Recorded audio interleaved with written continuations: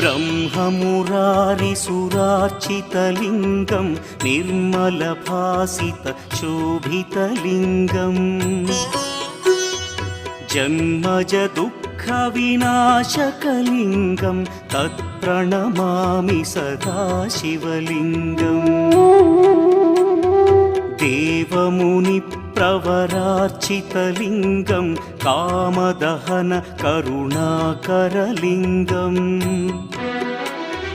रावणदर्पविनाशकलिङ्गं तत्प्रणमामि सदा शिवलिङ्गम्